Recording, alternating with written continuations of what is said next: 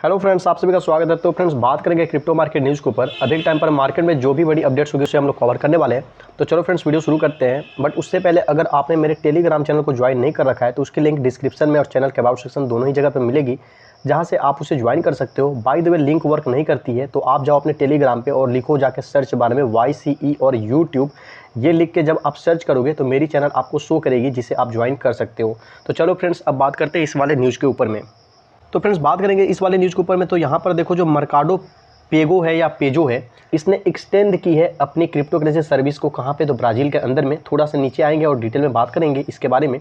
तो फ्रेंड्स, ये एक डिजिटल पेमेंट कंपनी है जो कि रिलेटेड है आपको मर्काडोलिवरी से, और जिसने रिसेंटली क्या किया है तो अनाउंसमेंट की है अपने एक्सटेंशन का मतलब हो गया विस्तार को, अपना आपको एक्सपेंड करना और पहले से ज़्यादा डेवलप करना, ग्रो करना किसी सेक्टर में या किसी लोकेशन पे।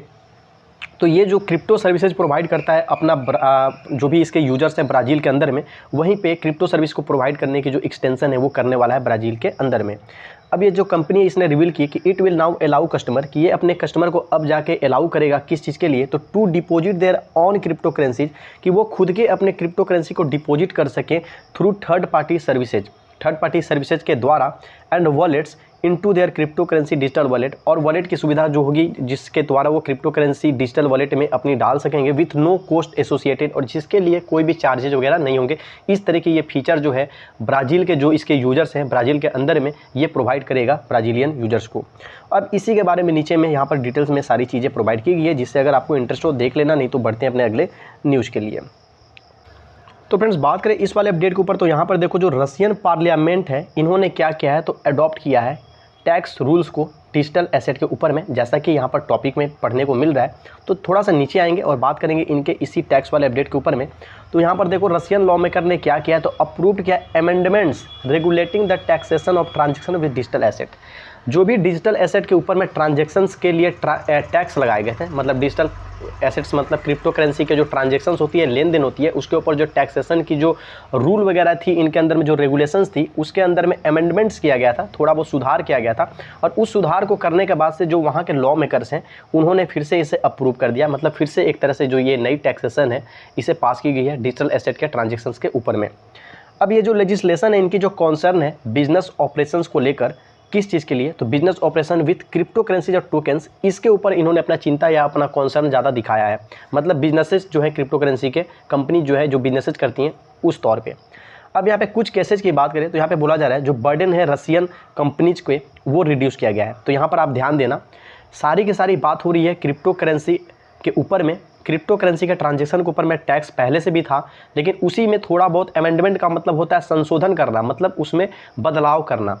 वो बदलाव कैसी भी हो सकती है, या तो पहले से बुरी या पहले से अच्छी।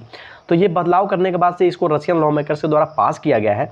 और यहाँ पे बोला ये जा रहा है कि जो मेन कॉन्सर्न है इस वाले अमेंडमेंट करने के बाद से जो टैक्सेशन वाली जो इनकी एक तरह से बिल है, मान लो टैक्स वाली, तो ये बिजनेस ऑपरेशंस जो होती है क्रिप्टो करेंसीज और टोकन की, उसको इन्होंने टारगेट किया है। और यहाँ पे जो रशियन कंपनीज है, मतलब रशिया के अंदर में जो रशियन कंपनीज है क्रिप्टो सेक्टर के अंदर में, उनकी जो टैक्स वगैरह जो बर्डन थी तो उसको यहाँ पे रिड्यूस किया गया है कंपेयर टू फॉरेन एंटिटीज़। वहीं जो फॉरेन एंटिटीज़ है, जैसे इंडिया के अंदर में भी आपको CoinDCX है, वजीरएक्स है, ये सब इंडियन कंपनीज है, लेकिन वहीं आपको बहुत सारे हैं जो कि फॉरेन की कंट्रीज है, मतलब फॉरेन की कंपनीज है। तो वहाँ पर जो आपको रशिया के अंदर में जो वहाँ के लोकल कंपनीज है उनके पे बर्डन जो है वो कम कर दिया गया है, अगर कंपेयर करें हम किससे, तो फॉरेन एंटिटीज से। तो चलो फ्रेंड्स, अब यहाँ तक ये सारी चीज़ें क्लियर हो चुकी हैं। अब यहाँ पे थोड़ा सा नीचे आएंगे, बहुत ज़्यादा डिटेल में नहीं, क्योंकि लगभग बहुत सारी डिटेल में हम लोग यहाँ पे बात कर लिए। अब सीधे हम लोग पहुँचेंगे, देखेंगे कि क्या राहत मिल रही है वहाँ पर।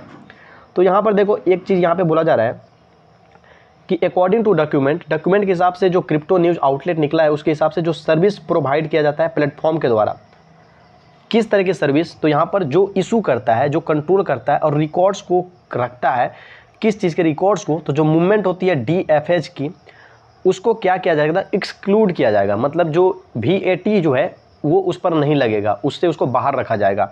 उस तरह की जो कंपनी है, उस तरह की जो सिक्योरिटीज़ वाली जो उस तरह की जो वर्क करती है, ये चीज़ें यहाँ पे कहा गया है।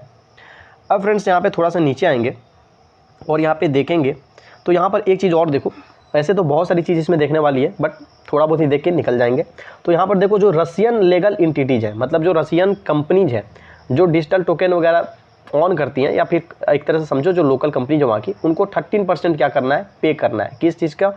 तो यहाँ पर देखो जो इनकम वो रिसीव करती हैं कहाँ पे, तो क्रिप्टो करेंसीज पे, तो उस पर 13% टैक्स उनको देना होगा। जबकि जो फॉरेन बेस्ड कंपनीज हैं, जो रसिया की कंपनीज नहीं है, दूसरे देश की कंपनी है और रसिया में ऑपरेट करती हैं, उनको वहाँ पे 15% का जो रेट है वो देना पड़ेगा। और ये भी कैसे? तो वही जो उनकी इनकम होगी क्रिप्टो करेंसीज पे, उस पर 15% टैक्स इनको देना होगा। जो नई टैक्स प्रोविज़न है ये यही इंडिकेट करती है। और भी कुछ छोटे मोटे बात जो है इसमें इंडिकेट किए गए या इंक्लूड किए गए हैं, जिसको कि हम लोग यहाँ पर जिक्र नहीं करेंगे। जो मेन चीज़ें थी उसे हम लोग देख लिया कि यही चीज़ें बदलाव की गई हैं कि जो वहाँ पे लोकल कंपनीज है उनके ऊपर जो टैक्स बर्डन था उसको थोड़ा सा कम कर दिया गया है। वही अगर तुलना करें हम फॉरेन कंपनीज, तो वहाँ पर जो टैक्स है वो 15%, यहाँ पर जो टैक्स है 13%। तो चलो फ्रेंड्स, आई होप आपको वीडियो अच्छी लगी होगी। और मार्केट में भी कोई फिलहाल बड़ी अपडेट नहीं है, सो इतना ही रहने देते हैं इस वीडियो में।